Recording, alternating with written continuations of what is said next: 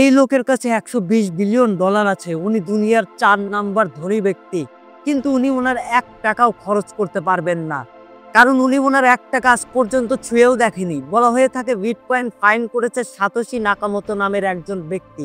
উনি এমন একজন ব্যক্তি যার ব্যাপারে আজ পর্যন্ত কেউ কিছুই জানে না, এবং ওনার 14 লক্ষ কোটি টাকার 1 টাকাও আজ পর্যন্ত উনি ছুঁয়েও দেখেননি। অনেকেই অনেক গেস করার চেষ্টা করেছেন কে এই সাতোশি নাকামোতো। অনেকেই বলেছেন এটা হয়তোবা এলন মাস্ক, আবার অনেকেই বলেছেন এটা হয়তোবা কোনো সরকারি এজেন্ট। কে আসলে এই ব্যক্তি?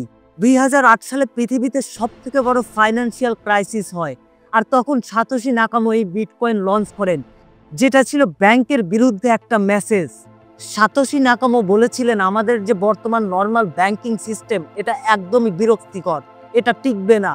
সাতোশি যেসব লোকেদের সাথে কথা বলেছে সবই বলেছে একটা সিক্রেট মেইলের মাধ্যমে, আর যেটা আজও সরকার ট্র্যাক করার চেষ্টা করছে, কিন্তু ওটা মিলিটারি গ্রেড সিকিউরিটি ছিল। সাতোশির মেইল এবং আইপি অ্যাড্রেস সবই সরকার ট্র্যাক করে ফেলে, কিন্তু উনি অনেক স্মার্ট। মিলিটারি গ্রেড সিকিউরিটি দিয়ে উনি লোকদের সাথে যোগাযোগ করেছিল যখন তিনি প্রথম বিটকয়েন বানায়। লাস্ট 2011 সালে সাতোশি কিছু বলেছিল, আর সেটা ছিল আমি বিটকয়েন ছেড়ে দিয়েছি, আমি আমার মতো লাইফে আগাতে চাই, বাই বাই অল। তারপর থেকে তার আর কোনো রকম খোঁজ খবর পাওয়া যায়নি, কিন্তু উনি এমন একটা ম্যাজিক পয়েন্ট ইন্টারনেটে ছেড়ে দিয়েছে যেটাকে কেউ কন্ট্রোল করে না। আজ অব্দি অনেকেই সামনে এসেছেন এবং বলেছেন আমি হলাম সাতোশি নাকামো, কিন্তু আজ অব্দি কেউ তার বিটকয়েন ওয়ালেট শো করাতে পারেনি।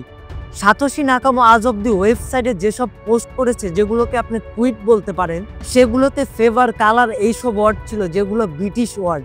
সুতরাং এমনটিও হতে পারে সাতোশি নাকামো একজন ব্রিটিশিয়ান, এবং অনেকে এমনটাও বলেন যে সাতোশি নাকামো হয়তোবা মারা গেছে, আর এই জন্যই তার ওয়ালেটে 1 মিলিয়ন বিটকয়েন পড়ে আছে, যা 14 লক্ষ কোটি টাকা। লাইক সাবস্ক্রাইব অবশ্যই করবেন।